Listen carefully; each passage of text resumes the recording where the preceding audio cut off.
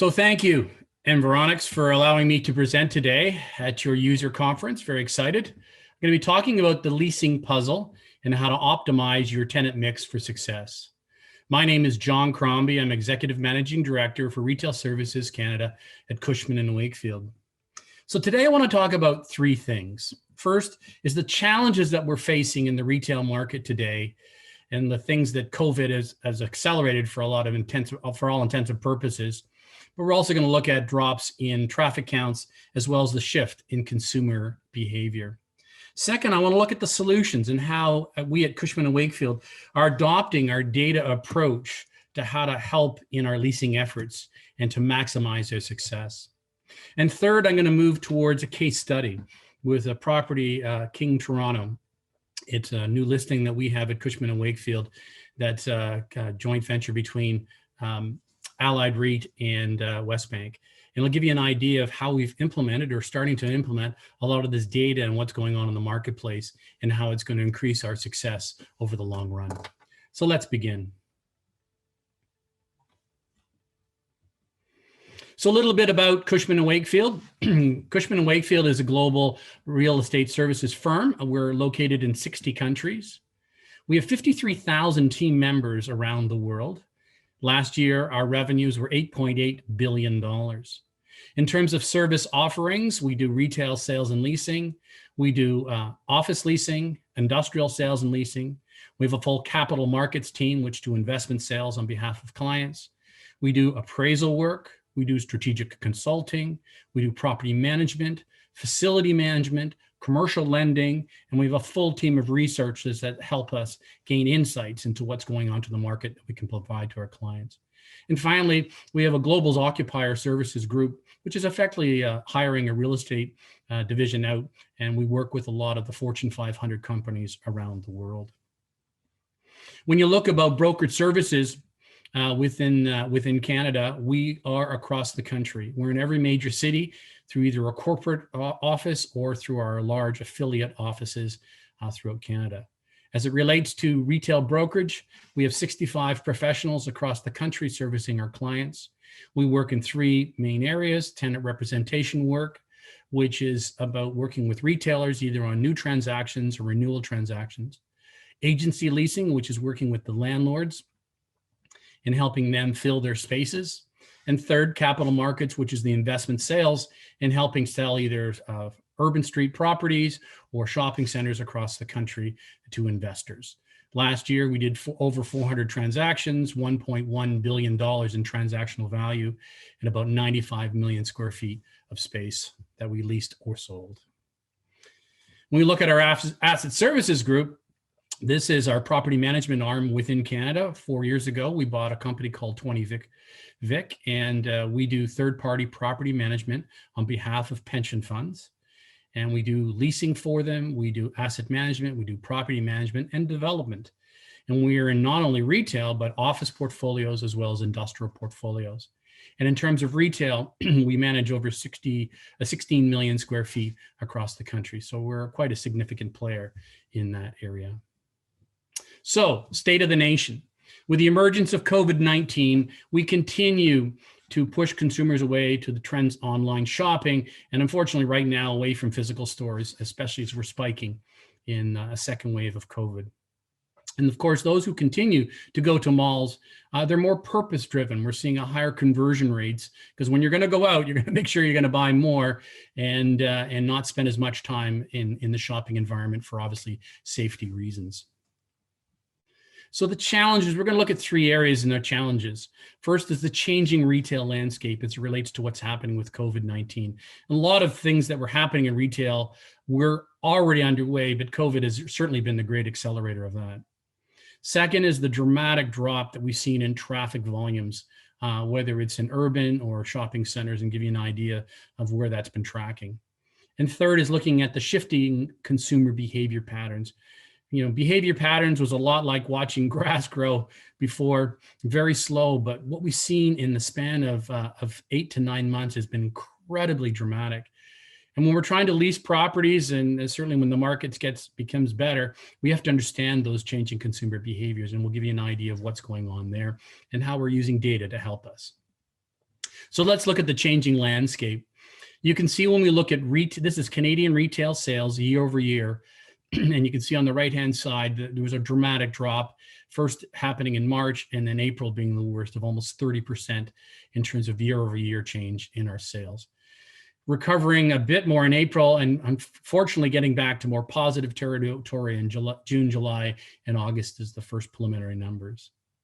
What does that mean for the year? Unfortunately, we're going to see probably negative 5.7% projected sales by year end.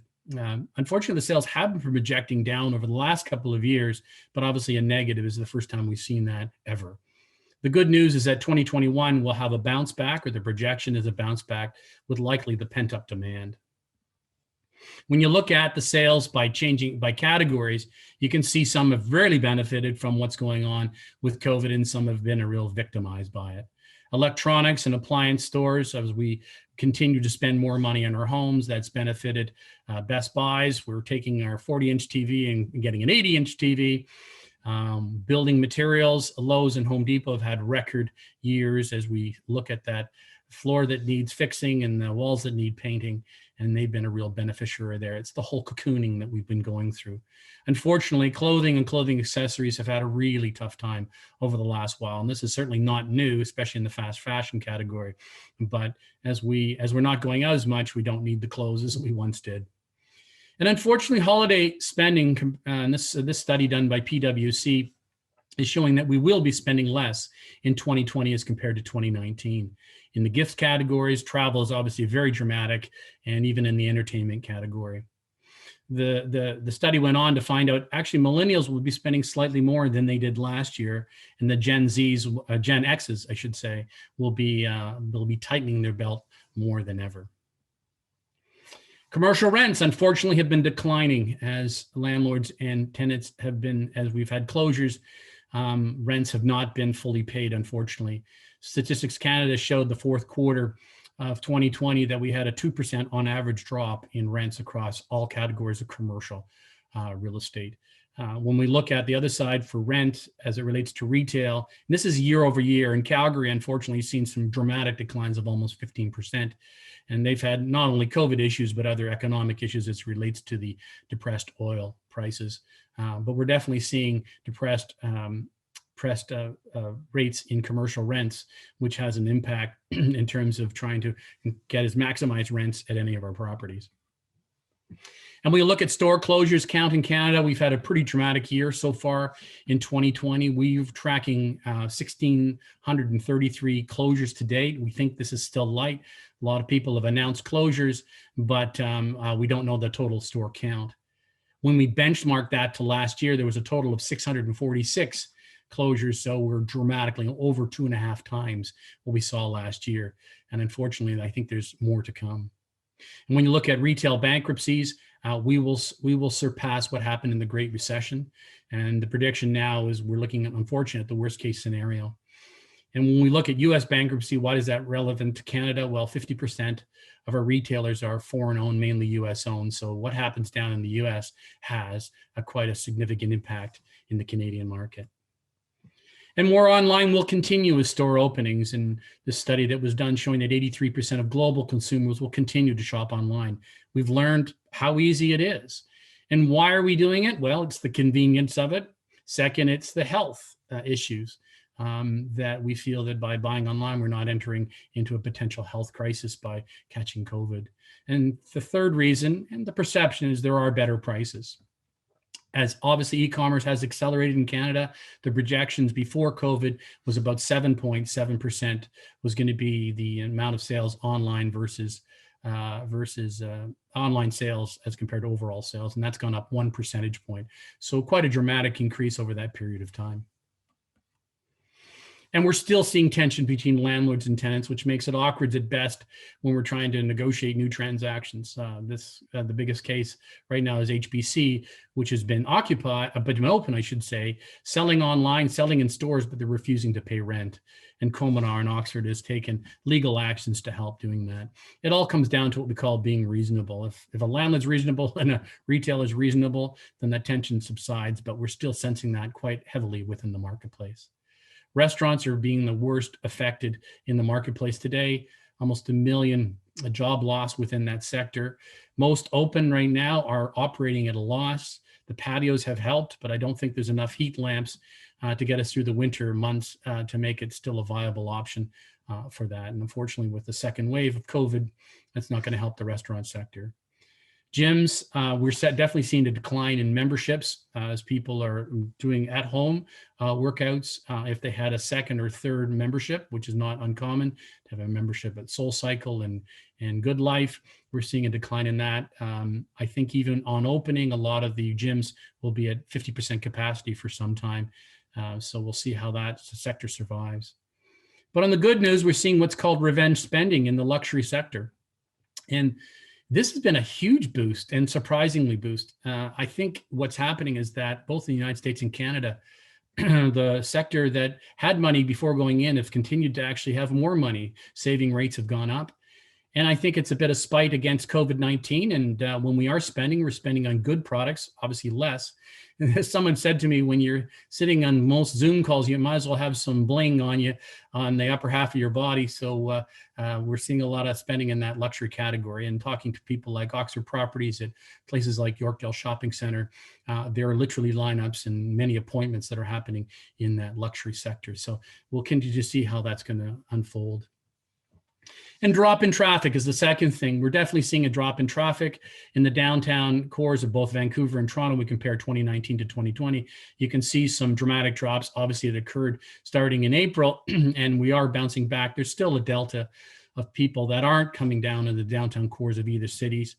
And this is obviously affecting the urban retail landscape. And so that's having a dampening effect. Interesting, the suburban market is getting a boost from the pandemic. When people are out and about, they're traveling more local and shorter distances. And so it's been really supporting a lot of our more local retail. And that's also been, and we'll show in a minute, the change that we've seen as it relates to consumer behavior. An observation that not all retail centers are affected equally. This study done by Environics Analytics shows in Vancouver, showing that super regional malls have definitely had less visitors. Now, the good news is that, as we mentioned, there's a higher conversion rate, but we're seeing definitely less people physically going through super regional malls or regional malls. And convenience malls, so the local, have been less affected on that. So shifting consumer behavior. You know what? And I love this quote. There's never been a time in modern history, human history, when every person is seriously worried about the same thing at the same time. And it'll be reviewed and studied for many, many years. And we've definitely seen this shift in consumer behavior. And you can see during the pandemic what we worried about. But what is it meaning on a post-pandemic world? And the shifting consumer behavior is also shifting in terms of how we're spending and the spending power and who's going out and about and who's not going out and about. So obviously during the pandemic, a fear and anxiety first existed. How do you protect your family was the first thing. Now it's more about the scenario of planning for the future. A lack of trust is more new prioritizing of needs and trust metrics of what do we believe or not believe in. Social distancing is about blending a community and supporting our local communities. And that's what the home quarantine is all about, is appreciating local versus global. And a lot of the business and business that we've seen over the last while has all been about global, but what about the idea of local? And self-isolation has been a time for reflection and reassessment of values. I've known many people who said, I'm leaving my career, I'm taking an early retirement. And that's having a big effect on those particular age groups on their spending patterns. So these three things, the changing market, the decline that we've seen in pedestrian count, as well as the consumer behavior, is having a huge impact on where the market's going. So how do we optimize our leasing strategy to maximize our success for our properties and tenants? Well, we believe, and with the help of Environics, is adopting a data situation to enrich our leasing packages to help to win prospective tenants to any of our properties. And the key is, it's definitely understanding your local and visitor demographics. And as I talked about, locals becoming such a big force of what's going on in the marketplace. But more importantly, and to get the full pitches, we got to understand what's going on from a visitor perspective. It's obviously about determining the audience and what they're spending and what the market spend is and the potential. And if we're trying to lease to retailers, they want to know what kind of revenues can they generate from that. And of course, it's all about tenant mix and understanding the current audience as well as the future audience. And we want to look at that as well. So our leasing packages now, we're so big on this, is to ensure that we're including full demographic packages for the demo stats, looking at behavioral changes and who is actually coming there. So obviously the PRISM data, spending patterns, what are they spending online versus spending in bricks and mortar, and how much are they spending in what categories? And these are becoming incredibly important for us to understand the depth of our market. And of course, traffic flows with mobile scapes and mobile scapes out and about. And we'll show you that in our case study. So we have a property called King Toronto. It's a joint venture between Allied REIT and Westbank. And Cushman Wakefield, we are the listing agents for this particular property. I'm proudly doing that. It's on King Street, just west of Spadina. The property is 440 residential units, and you can see from the design, I think they're spectacular, and frankly, would be very iconic, with many, if not all, the properties having balconies and lots of vegetation there, very eco-friendly environment. 91,000 square feet of office space is being proposed. We are under construction. Our completion date will be the fall of 2023. We have 107,000 square feet of retail, 41,000 square feet in the lower level, which we're using for anchor retailer opportunities. And we'll get to who do we think should be there. There is linear 460 feet of linear feet footage on King Street. So it has a phenomenal presence on the street, and an acreage of 2.34 in a city like Toronto. To be able to assemble that has been pretty amazing. When we look at the tenant mix and the tenant mix strategy, and this is, as I mentioned, it's a property that's being constructed. We have a clean slate, which is an ideal scenario to work in. We look at the customer journey and how they're coming into our property. And we kind of look at different areas. First of all, it's the commuters that are going by the property. And this is obviously pedestrians walking by. This is public transportation, as well as cars traveling through. We look at the local and residents and how are they going to access and integrate and move throughout the property. We look at the office workers, how they're going to come in. And what this does is it develops key retail intersections highlighted in those red dots of areas that we want to highly concentrate on. And then we also look at strategic corners where it's going to get the most eyeballs as our people are coming through the properties. And what we then do is we do a retail activation scale where we look at sort of what from a high to a low. And it's all about getting the right, again, tenant mix. So the high street retail, which is on King, which will have a lot of pedestrian counts going by, is a very profile location for us. We want to have live restaurants with patios. And so we've designated areas, and you can see by the coloration of where we think they should be. There'll be retail services, obviously for the people that live there or the people that are work nearby, but from dry cleans and hair salons and such. But you also want to create quiet cafes and quiet areas and side streets. And this is important, especially in an urban landscape, to create some tranquil areas for people to relax and just get away for a moment or two. And so what this means for our tenant mix, this is for one example for our King Street experience, is that we see on King Street specifically, it'll be luxury accessories, it'll be apparel, and we know through our data, and we'll show you in a minute, that apparel is the people that are coming there and that live there will be spending a lot of money in that area. And so we get ideas, and we want for this particular property, very unique retailers to be part of this magical project. So it is about catering to the audiences.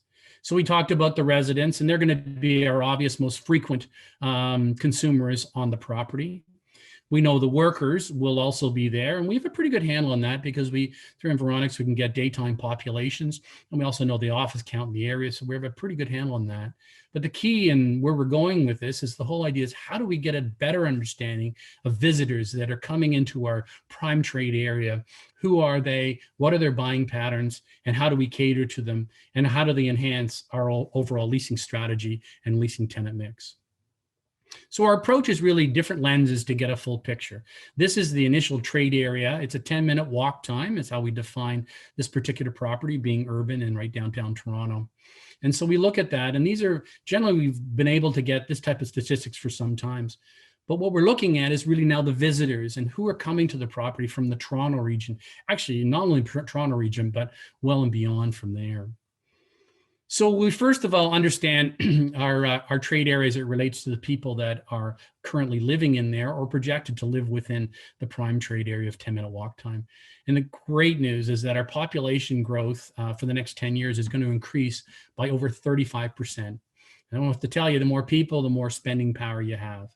Incomes are going up dramatically by 54% over that same period of time. So we're going to have quite a good consumer with lots of money to spend.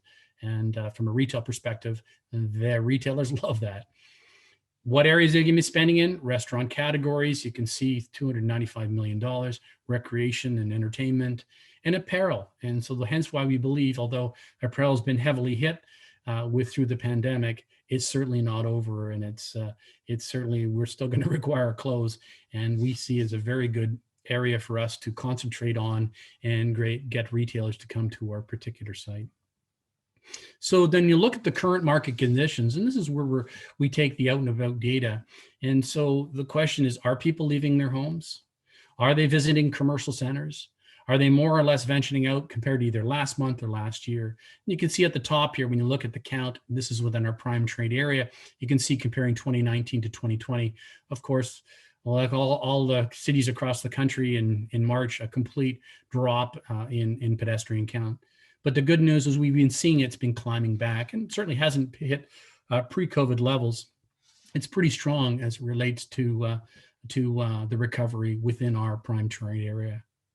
We also see that it's not only weekdays, but it's weekends. So we're getting great coverage over 7 days a week. So from a retailer perspective, that's a great thing.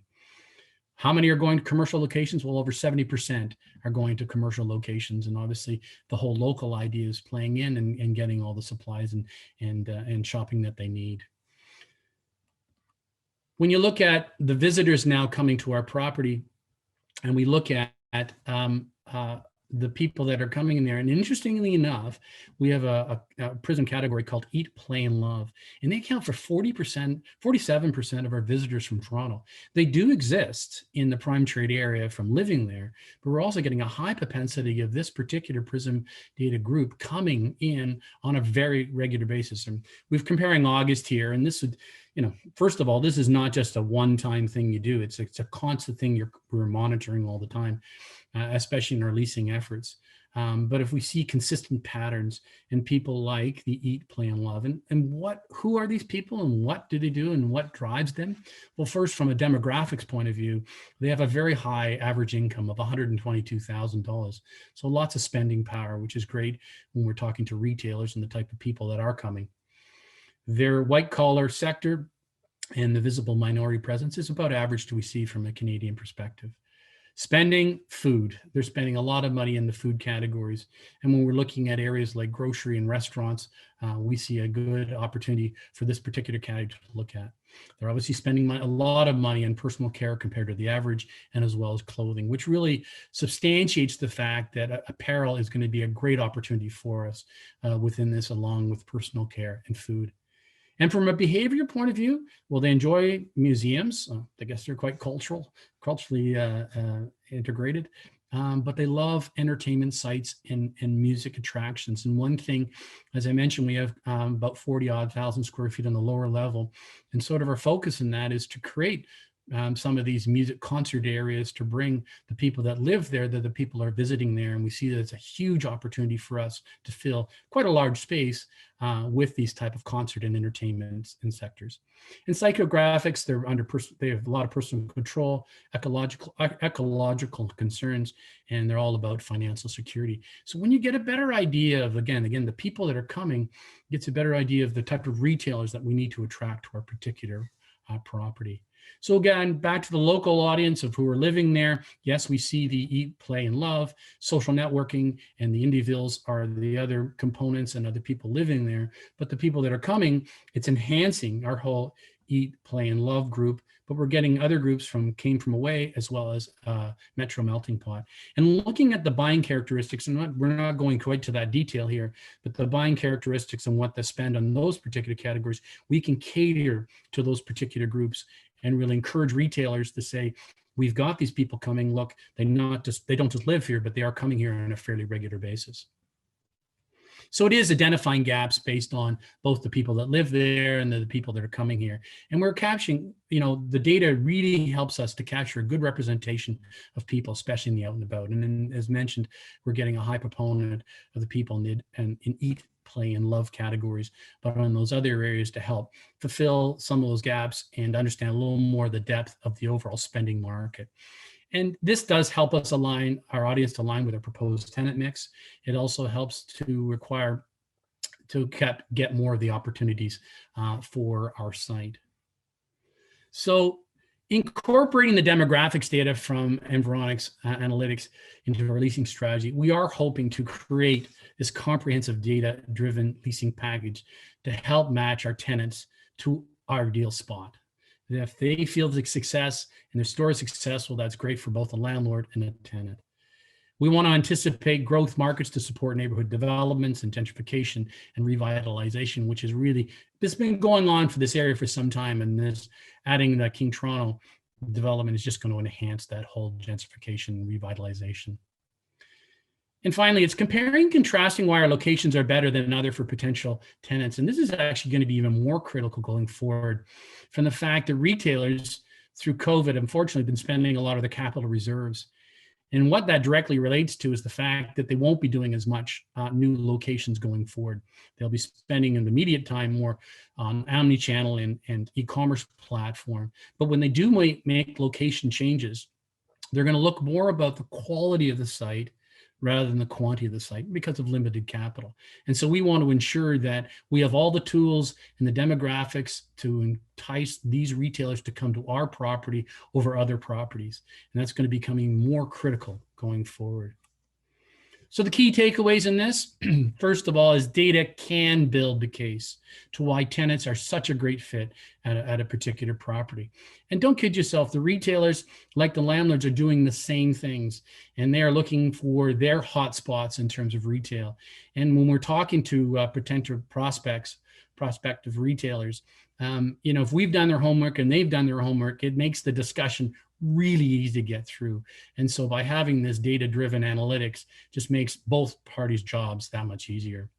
And tenant drives success by matching the personal location to their ideal customers, again, to provide high-performance stores. You don't want to make an investment in a declining market. You don't want to make an investment into a market that your customers aren't coming there. That's not great for you. That's not great for the brand. And from the landlord's perspective, it's not great to have a successful retailer. And finally, it is all about fostering community development, the growth by introducing businesses and demands to areas that wouldn't otherwise consider that area. We might have been blind to the fact that if we didn't know who our visitors that were coming here, that we weren't going to cater to them. And that's a real, in my opinion, a lost opportunity in any leasing environment to get the right and optimizing the right tenant mix. So I'd like to thank you. I'd like to thank Environics for allowing me to give this presentation. And I trust what I've presented you've enjoyed. And of course, if you have any questions, I'm happy to answer them. Thanks again and have a great day.